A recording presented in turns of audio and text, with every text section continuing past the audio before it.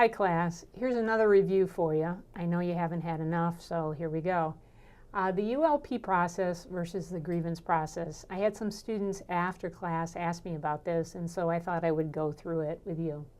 The unfair labor process is because a ULP is a violation of the National Labor Relations Act, and so you have to have a section of the act that you can claim has been violated. All right, so someone hasn't agreed to bargain when they should, etc.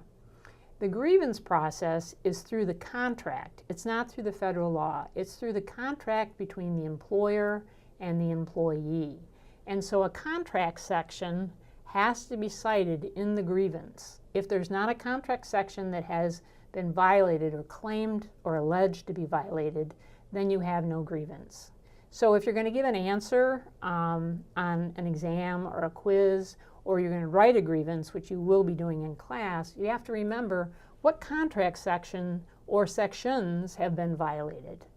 Now, as far as the ULP process, it's pretty basic and straightforward.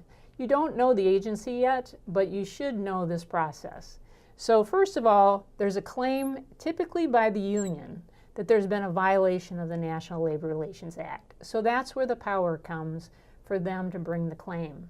And what happens is they go to the regional director of the National Labor Relations Board and they explain what they think has gone wrong. And typically the regional director is going to try to mediate some kind of a settlement. If that doesn't occur, then what happens is it's heard by an administrative law judge. And that judge is a judge who's basically appointed for life.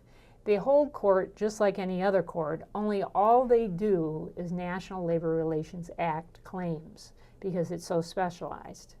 Then, if either side doesn't agree, it goes up to the National Labor Relations Board, which we've already talked about.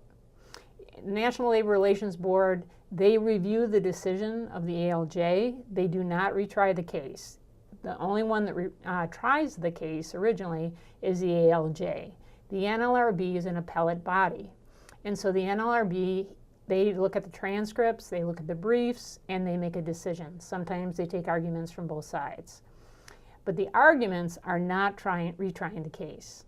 Then the case goes up to the Court of Appeals, if either side doesn't agree with the National Labor Relations Board, and the Court of Appeals grants certiorari, or they have to certify that the case comes up, because Court of Appeals and the federal districts don't try all cases. And then finally, they might even get up to the Supreme Court with a case. The one thing I want to say to you, though, is remember that labor attorneys are well over $200 an hour. So as a consequence, by the time you get up to the Supreme Court, it's going to be in the millions of dollars. So the chances that a ULP won't be settled before it goes up to the Supreme Court are very rare. The Supreme Court only hears a few hundred cases a year. So the idea that the NLRB case is going to get all the way up to the Supreme Court is going to probably have to be a case of first impression and of great magnitude to the Labor Society. Thank you very much.